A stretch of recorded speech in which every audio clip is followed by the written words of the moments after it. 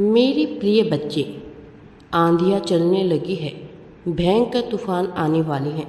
यह संकेत है कि तुम जीवन में आगे बढ़ने वाले हो।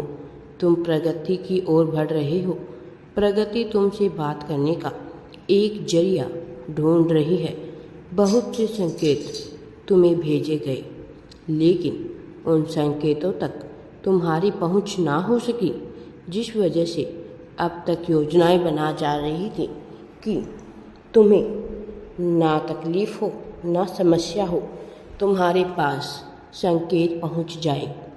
जहां नियति तुम्हें पहुंचाने की योजना बना रही है, तुम वहां पहुंच जाओ। और इसी वजह से अब एक साथ बहुत सारे परिवर्तन तुम्हें देखने को मिलेंगे।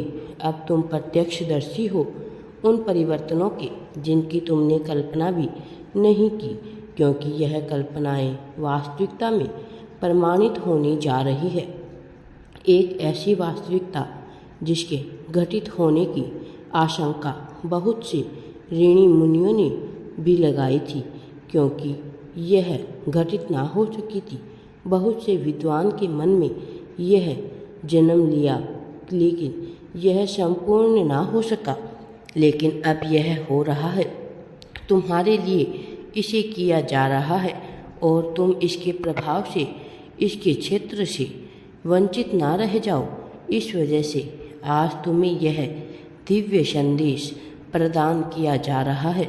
वास्तव में यह दिव्य संदेश एक संकेत मात्र संदेश नहीं है, यह प्रामाणिकता है तुम्हारे पुण्य आत्मा होने की, तुम्हारे बेहतर मनुष्य के होने की।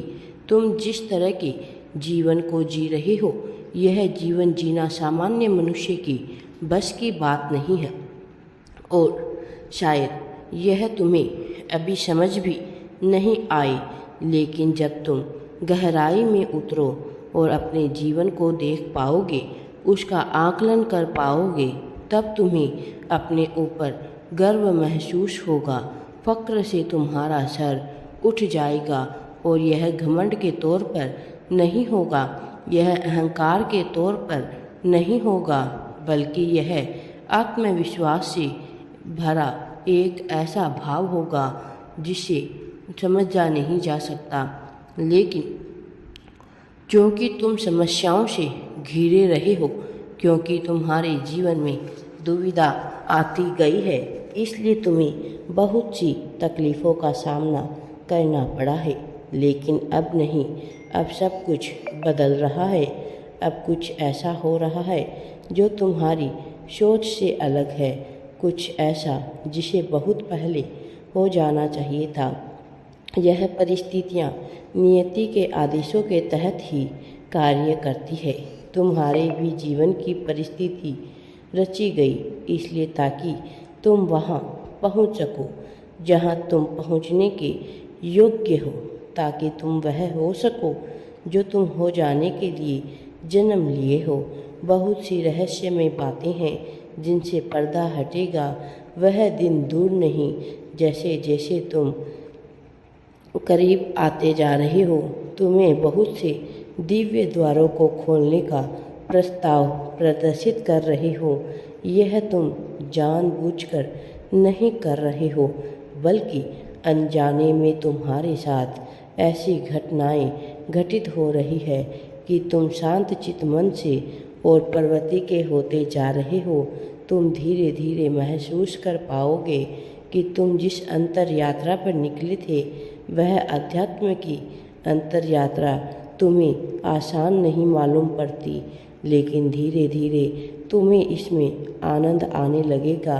कभी किसी और तरीके से तो कभी किसी और तरीके से, लेकिन तुमने इसमें रस ढूंढ लिया है। और जब तुमने इसमें रस ढूंढ लिया है, तो क्या न तुम्हें जीत, सफलता प्रदान कर दी जाए। जब तक तुमने इसके साथ समझौता कर लिया है, अब जब तुम समझ रहे हो कि तुम्हारा जीवन तुम्हें किस दिशा की ओर ले जाना चाहता है, तुम्हारा भाग्य तुमसे क्या चाहता है, तो क्यों ना जीत तुम्हें हासिल करा ही दी जाए। अब इसमें भला देरी क्यों की जाए। मेरे प्रिय बच्चे, अब इसमें देरी नहीं होगी।